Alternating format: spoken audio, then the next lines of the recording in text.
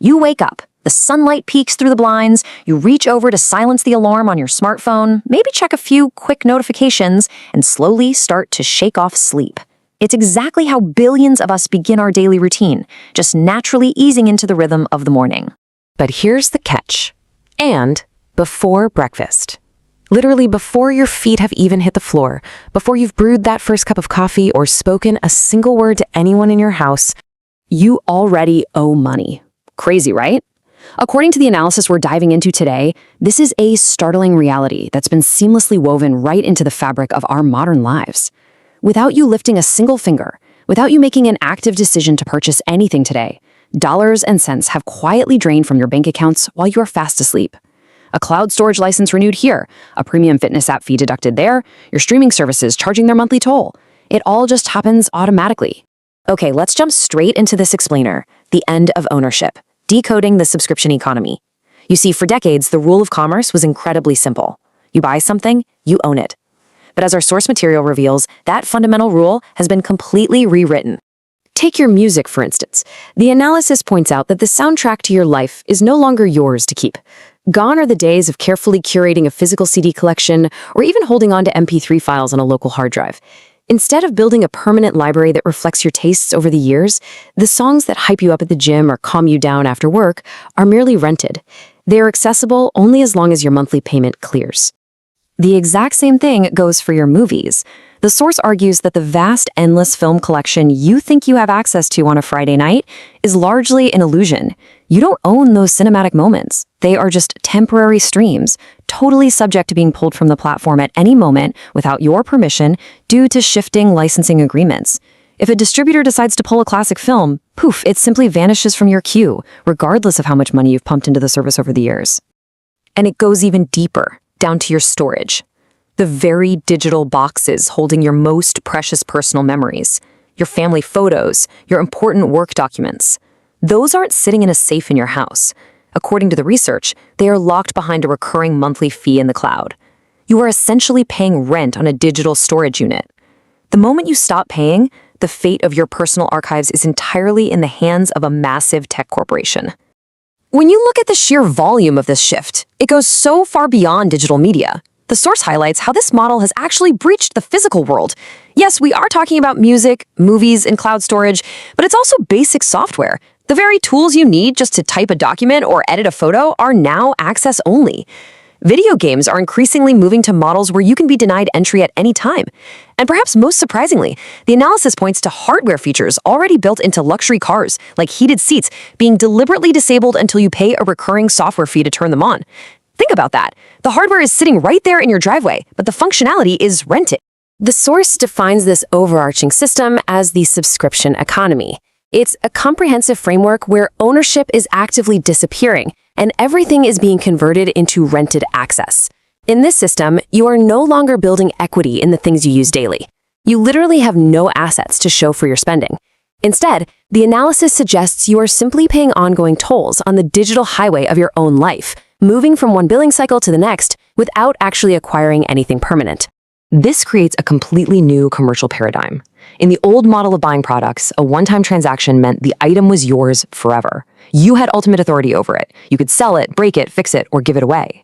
The new reality of renting access fundamentally changes that dynamic. It is recurring, it is temporary, and most importantly, the ultimate control remains entirely with the company, not you. The source describes this as a shift toward perpetual tenancy, where users are essentially just guests in their own digital ecosystems. So why the shift? Well, the financial epiphany in corporate boardrooms comes down to a metric known as customer lifetime value, or CLV. Selling a product to you once is a finite transaction. It generates a single burst of revenue. But the mathematical truth that businesses realized is that charging a smaller fee forever creates a perpetual extraction engine. It yields vastly more revenue over the lifetime of a customer. According to the data, a company can extract 10, 20, or even 50 times the original purchase price of a piece of software simply by shifting it from a one-time sale to a monthly subscription over a decade. And because of that massive financial incentive, the source notes that companies fundamentally change the infrastructure of technology itself. The traditional shopping cart is vanishing. You don't buy products anymore. You rent access. We've seen major software companies transition entirely away from box software that you used to buy on a physical disk, moving exclusively to cloud-only updates that require a constant subscription. The entire architecture of the software and entertainment industries has been redesigned from the ground up to support this perpetual tendency. Which brings us to what the source material raises as a genuinely fascinating psychological question. It makes perfect sense why corporations wanted to implement this, right? The financial upside is staggering. But the scary part, why did we accept this willingly? Why did billions of people happily click subscribe and allow this massive shift in the global economy to happen without so much as a protest? The answer, according to consumer behavior research, lies entirely in the way our brains process small numbers. Subscriptions feel incredibly cheap at first glance. $10 a month? $9.99? It feels like the cost of a couple of coffees. Our brains are wired to look at that single low monthly number and think it's an incredible bargain for millions of songs or thousands of movies. The source explains that by completely removing the friction of the purchase, automating the payment so you never even have to pull out your credit card again, companies successfully bypass our normal financial filters and our logical decision-making processes. But the analysis reveals that this is precisely how the model maximizes wealth extraction. Over the years, that initial $9.99 joins another $9.99 and another, creating a phenomenon known as subscription creep. These tiny, almost invisible automated payments stack up into thousands upon thousands of dollars. The source estimates that the average consumer now spends hundreds of dollars a month on various subscriptions. It's funneling massive amounts of wealth away from individuals and into corporate accounts over a decade. Far, far more money than users ever would have spent buying those individual items outright. The precarious nature of this arrangement is stark when you look at the mechanics of the system. Step 1, you subscribe, and life is good. You have your entertainment, your tools, your data. But step 2, let's say a payment stops. Maybe a credit card expires or you hit a tough financial spot and a payment is missed. Step 3, your digital life disappears. The resulting lockout is immediate. Your access to your own creations, your entertainment, and your professional tools is instantly severed. The source highlights that you have virtually no leverage in this relationship. Your entire digital existence is totally contingent on that recurring payment clearing every 30 days. So, the crucial takeaway from this explainer today is that we need to entirely reframe our understanding of this model. What was originally marketed to consumers as ultimate convenience, a way to make our lives easier, more streamlined, and clutter-free, is actually, as the source argues, calculated dependency.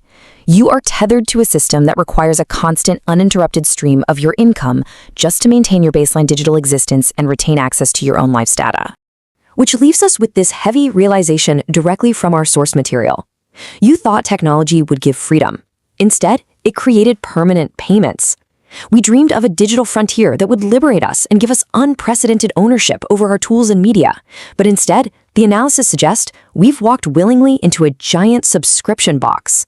So what you should take away from this is a prompt to really audit your own digital life. Ask yourself, how much of your world do you actually own? And how much are you just renting by the month? Are you truly free or just permanently subscribed?